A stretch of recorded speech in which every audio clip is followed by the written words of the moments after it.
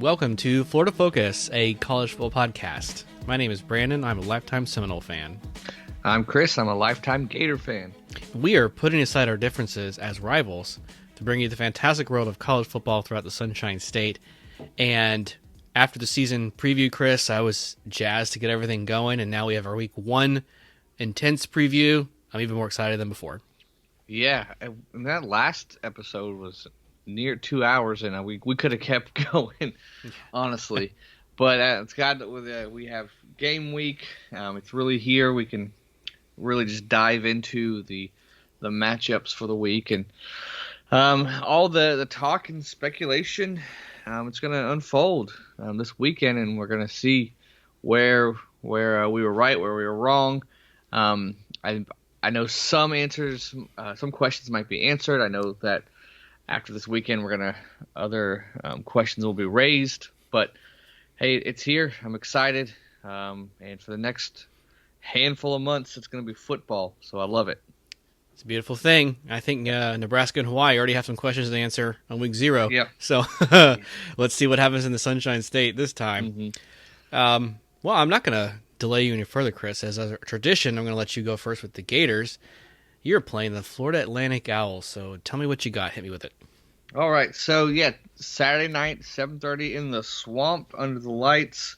Good way to start off our season. Hosting Florida Atlantic, Willie Taggart-led Owls.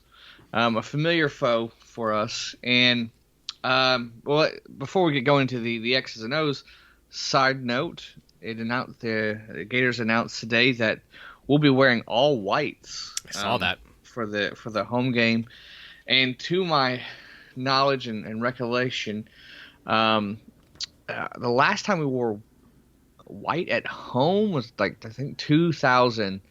It was a home game against LSU, and I'm not making this up. This sounds exactly like something Spurrier would do, and he did. He chose to wear white at home just because LSU always wears white, especially at their home games, and just to tick them off and force them to wear the purple jerseys, he chose to wear white at home. So the Rex Grossman-led Gators beat LSU that day in the Swamp wearing white jerseys and blue pants. So interesting way to start the season. It's different, but I kind of like it. But I thought it was kind of cool to switch it up a little bit. But as far as the game goes, we talked about this in our preview. Florida should win. Florida should win comfortably. There's still a lot of things that I'm looking forward to. There's a lot of questions that I want to see if we get some answers on those questions.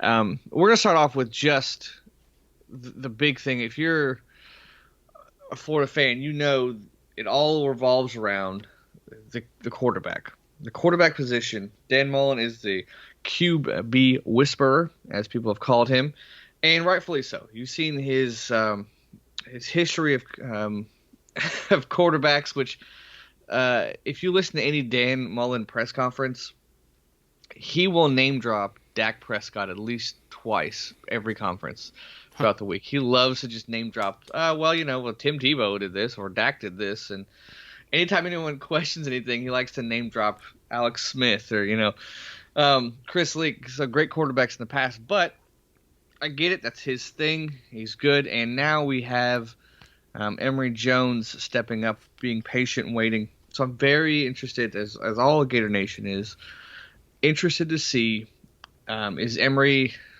the next guy, the next big guy to step up for quarterback at Florida. A lot of people think he will be. I think so too. I know he has the legs, the speed. I know he can fling the ball. I don't think he's as accurate as Trask, but I think he can throw it just as far. The main thing for me, I think he can run the offense. I think he has the skill set to run the offense. I just want to know if the decision making. Can he know when to run, when to extend the play and throw, when to just drop back and throw, when to dump it off to a running back, hit your fourth, fifth progression, Can he do that stuff? So I think a lot of Gator fans are going to see, can he do all that we know he has the athleticism because he have it in his head. Does he know what to do when, right? Yeah. So looking forward to that, and we're going to see also. I'd love to see Richardson, the backup quarterback, because he is very similar, but he's a bit bigger quarterback, and we think that he's going to be a good quarterback later on down the road. So I want to see him get in, and Mullen even hinted at throughout the season bringing him in some packages, just like Emory did the last couple of years. So I'd like to see that battle, see how that shapes out. I want to see the running back reps, the wide receiver reps. I want to see who is going to be that the number one guy, the main target. Everyone thinks it's going to be Jacob Copeland. He's been waiting his turn, much like Emory, to be the guy. He's been that fourth receiver for a long time now. He's going to be the number one receiver. Can he step up and make plays now that he's the guy? Yeah. And then some of the young receivers too that we mentioned before. And then the biggest question that I think going into the season is the O-line. Are there improvements? Who's gonna, the guys that start the game, are they gonna rotate them in? They're gonna work some other guys in. Can you get some push? Because if you can't get push against FAU, you're not gonna get push against Alabama. So, and I think if we're all the first two games are gearing up towards Alabama, and everyone knows that. So, I want to see the O-line and their push. And then with the defense, I want to see can you get the pass rush, and now of course, like we mentioned in the season preview, the young DBs, who's going to step up outside of Elam. So a lot of questions. I'm going to go. I went a little bit more in depth into it today, but those are the main questions. Lot to see, lot to figure out, and I think this is a great setup. You're not jumping off. I mean, this is what you want in a transitional year with new guys new guys going into the key positions like quarterback. You want to start off at home against FAU. You don't want to go to Atlanta and play Alabama or Clemson or one of those as a kickoff game, right? This is the perfect setup for a transitional year, maybe even a rebuilding year.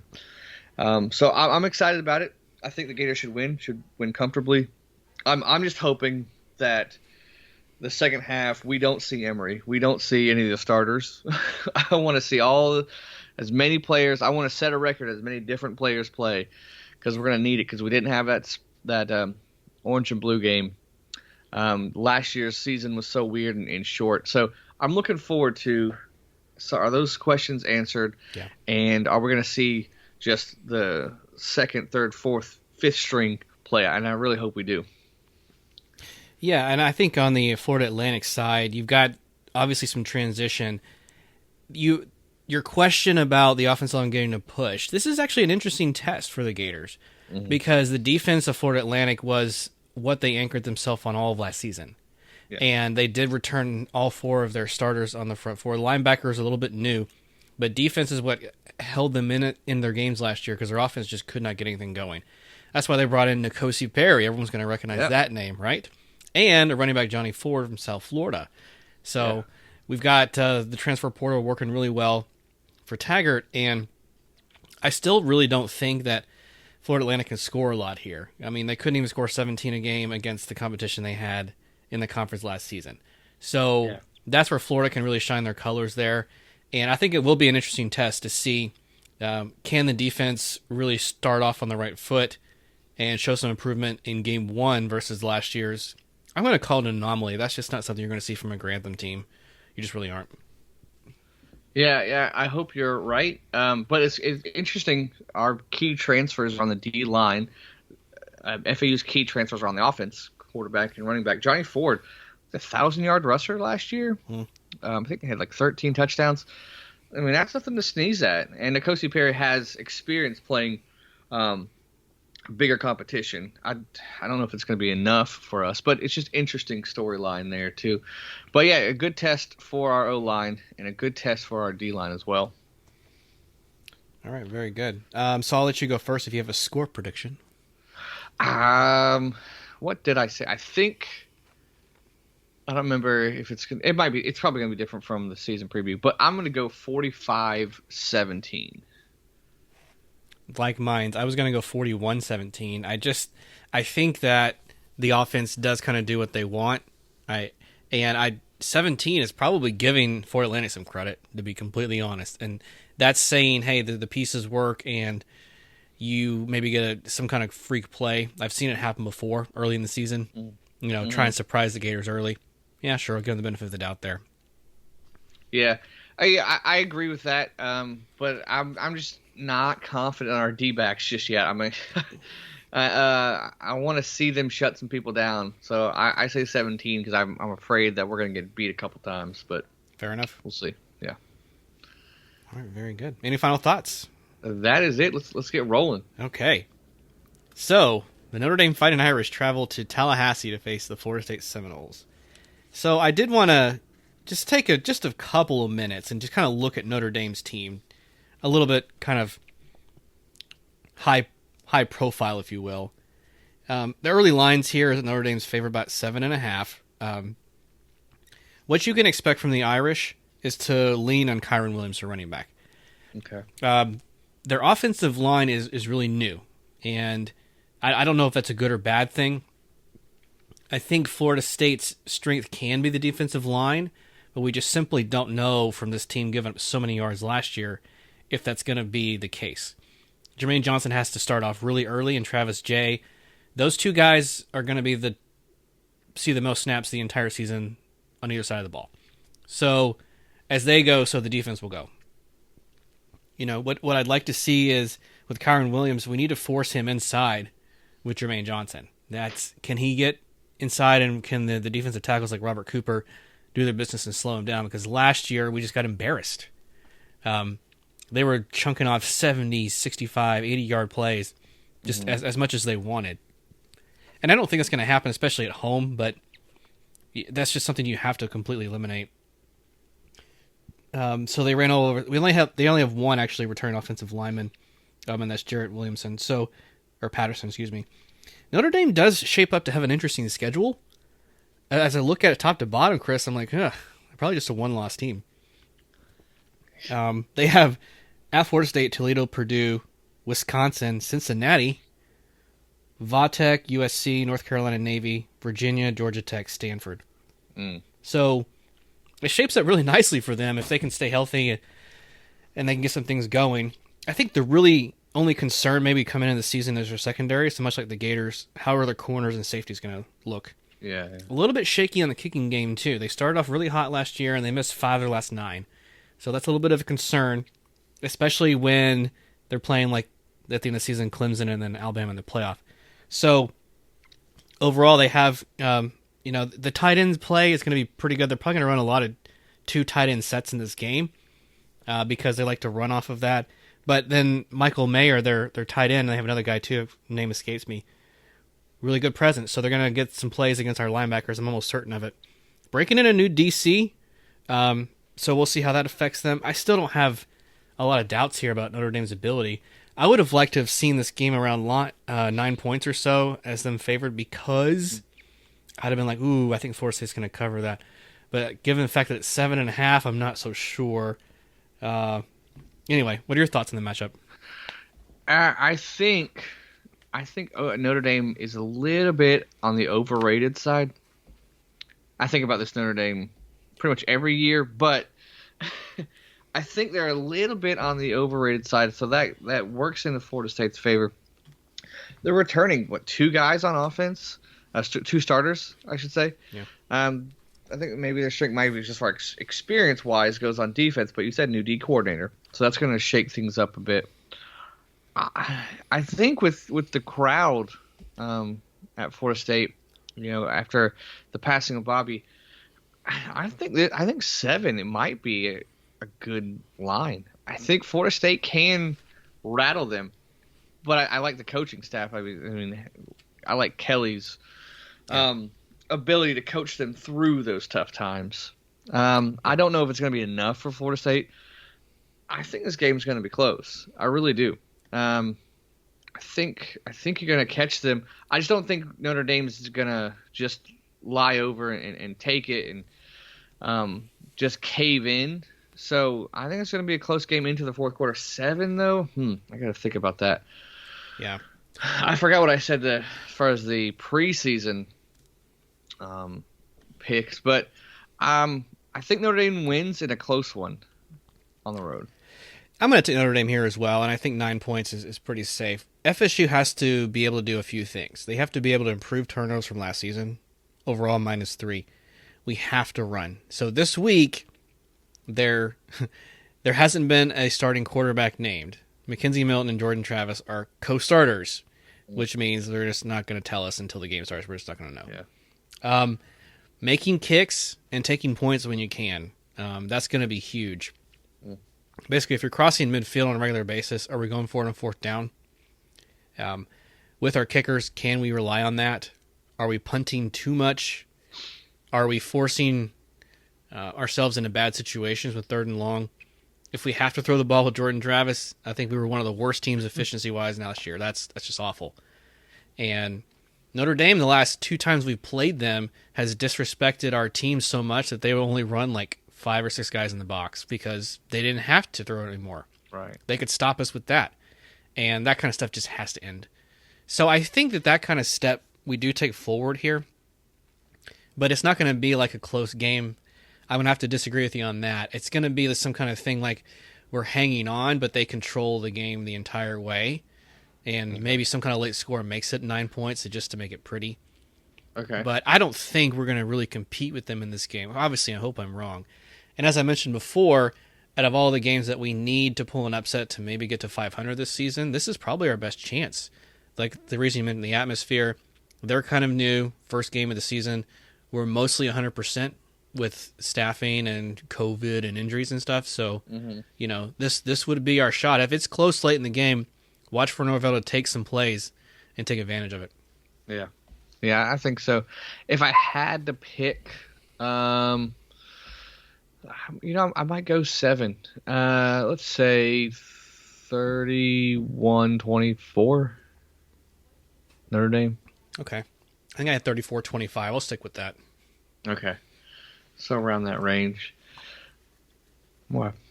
Yep. This will probably actually be a short game. Sunday night, only game on. Kyron Williams is going to run a lot. If Jordan Travis is in the game, he's going to run a lot. So that's going to shrink it down. Yeah. It's interesting you said something about who's going to start at quarterback. And Mullen, and one of his, he said this a couple times, but it made an interesting fact, a point. I want to see what you think. Because every week, or at least beginning of the year, the reporters come out and they'll ask him, like, who's starting at this position, that position, whatever. And he gets annoyed with it, and he's just like, I don't care who starts, I care who finishes. So starts aren't the big deal. Who gets the most reps throughout the game, because we're going to rotate people in, and who's going to be in the game when the game's on the line. That's who I really care about. So that's kind of an interesting take on that. But I mean, you could also put the wrong starter at quarterback and get behind 21-0. Yep. So I think there is some merit to that concern of who starts. But I just thought it was interesting. Yeah, I'm like, who do you want at the end of the game? All right. So I think Florida State's got to figure that who is the guy that we want not only starting but finishing our games too. That's a valid point. I mean, and to your point about just playing Notre Dame, last year we did scare them a little bit early. And kind of get some field position. And, again, no one can forget the UNC game. It was one of our 3 wins. How could they? Right. But, if you jump up early or you get the house rocking, who knows? Right. Who knows who's finishing the game?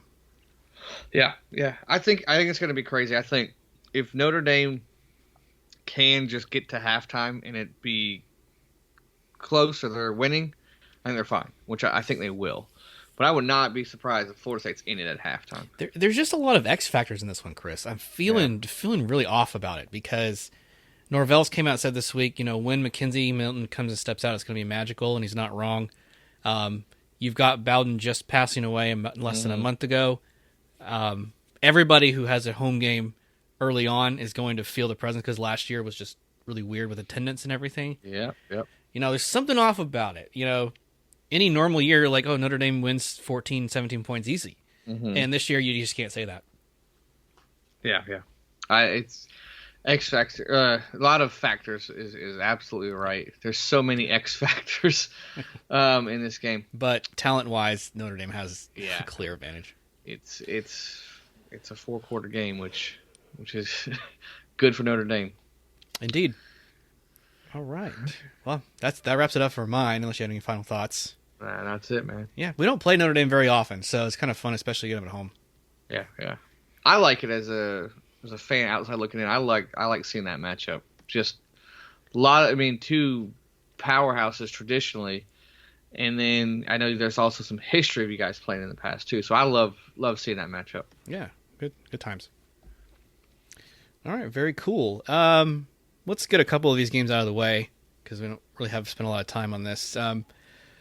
Long Island travels to Florida International.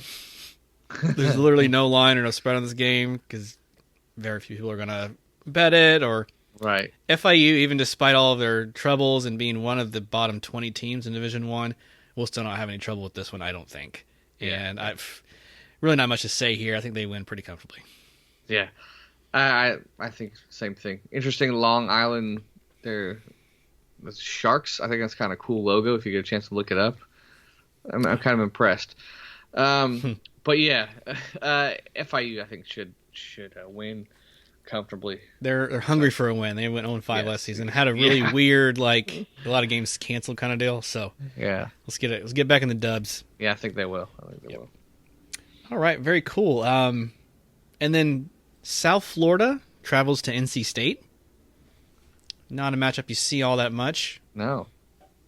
But the Bulls are going to travel up and their goal here is to kind of rebound and get some things started, but I think it's pretty clear NC State's going to be favored. I think I saw 18.5 was the spread on it. And the Wolfpack, as we already kind of talked about in the preview, because FSU gets them later on, pretty decent ACC team this year.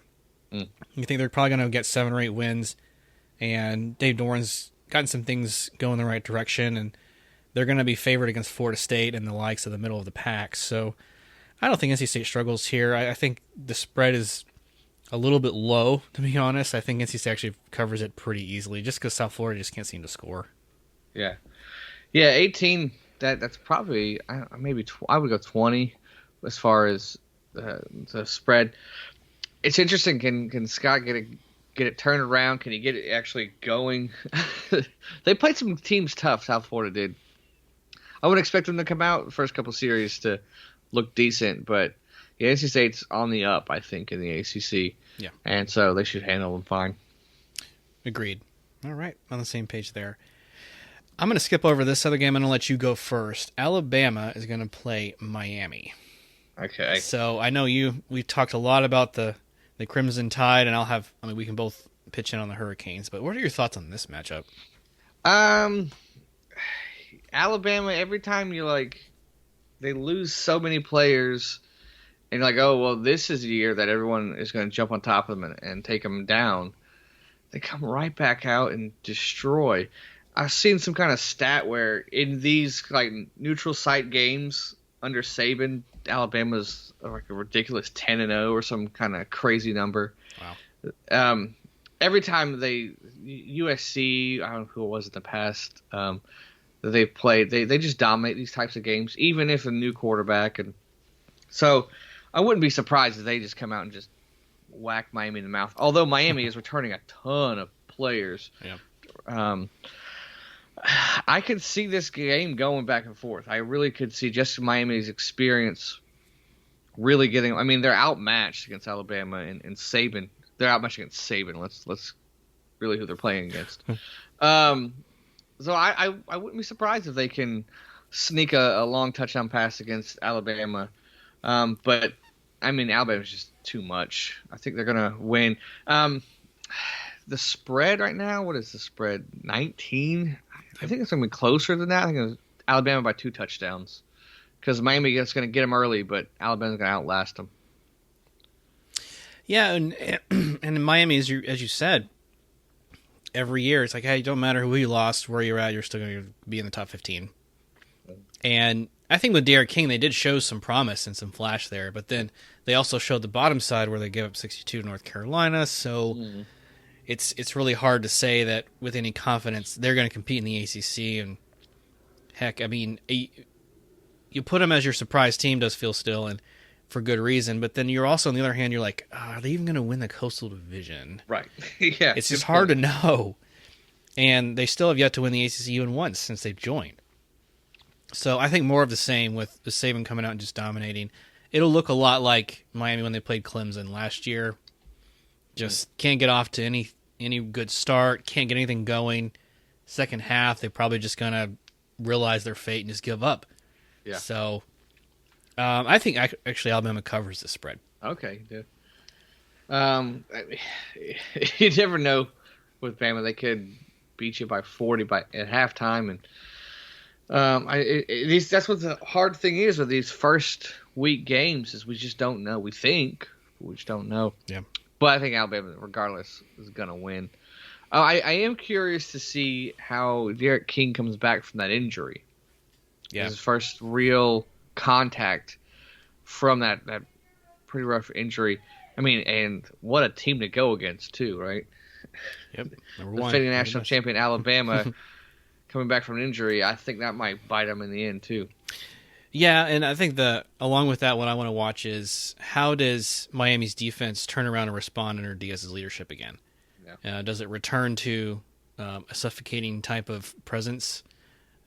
It's kind of hard to gauge it against this team, but you could still see flashes and plays, and so that's what you have to build on. Right. Yep. So then the next one, I think maybe the last one. Yeah. And I think I said this off air. This is probably the hardest one to pick. Man, it is going to be fun. It's going to be high scoring. Thursday night, Boise State travels to Orlando to play UCF. Yeah. That's a great way to start the college football. I love it. I love these matchups. Yeah. On a Thursday night. I love it. Getting us kicked off the right way, in my opinion. Yeah. For real. So I think there's a couple of underlying stories with this game, too. And then I'll get into the actual X's and O's. Boise State and UCF are some of the teams in the group of five that have had some success and or New Year's Six and then a gripe that we want to be in the playoff kind of story. Mm-hmm. And there's been a little bit of jawing back and forth on the social media accounts between these two teams. Not really up to this game, but just in years past. That says, hey, we're this or we're that or we're whatever. And I don't buy into it because just, these are probably... Is UCF even ranked? I think they're almost ranked. Start the year. I don't know if Boise is. Right. So let me see it first before we can have that kind of discussion. But Boise State has unquestionably been the program, especially under was it Peterson back in the day, that really put all of these G5 schools on the map. And UCF is reaping that success. So enters Gus Malzahn, a great situation, an offense that is very similar to what he's already done in the past. Mm-hmm. And his success at schools has been early and often. Mm-hmm. So that's a recipe, like you said, and I agreed with. This is probably a 10 or 11 win team for UCF this year. Yeah. Now, this may be one of their losses. We have to be careful here. Because Boise State, just a couple of years ago, I know Florida State was not as good a team. That's weird that I'm saying that and admitting it. But Boise State was supposed to play FSU in Jacksonville. Game got moved to Tallahassee, and Boise State got down really, really bad in the first half, and then FSU didn't score at all, and Boise State came back and won at Doak. Mm-hmm. This was just 2 years ago. So they know how to go on the road and win. They've been preparing for the humidity. Gus made a joke this week. He was like, I hope it is as hot and humid as possible Thursday. But they practiced under heated tents and for the humidity for Florida State 2 years ago and did the same thing again this year. Right. So doing what they can to prepare. Having said that, I really do think UCF wins this game. It's going to be a high-scoring one. I think the over-under is 68.5. So they're thinking both teams get in the 30s pretty easily. UCF's defense is a little bit of a question mark. They do return some experience. I'm not as worried about it. Can they run the ball more? Can they get the pressure off of Dylan Gabriel when they need to? Can they pick up short yardage? Will they get it off of their running backs, or does Dylan Gabriel have to scramble for it? Those are the things I hope to get answered. What does special teams look like? That was something that cost them a couple of games last year, and we have to get that turned around, says the Knights. And then, punting, all the hidden yardage from special teams, how does that factor in? That's how you're going to beat a team like this, especially if your defense is going to struggle, which I think they probably will against the Broncos. But let me know your thoughts. Yeah, like you said, with Malzahn and Gabriel, that offense, that fits him. And it's rare that when a new coach comes in, that pretty much the same offense and the same scheme philosophy is there. Usually there's some kind of transition, but I don't think that's going to be an issue. Defense is going to be the question. Boise State returns a lot of starters. Bachmeier being the quarterback there.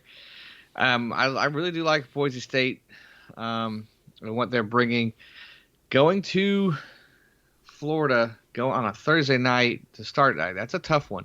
They do have, it won't be as hot because it's at night, but I mean, we know humidity. Mm-hmm. it's a whole other animal. That's going to be tough. I think the atmosphere is going to be real cool.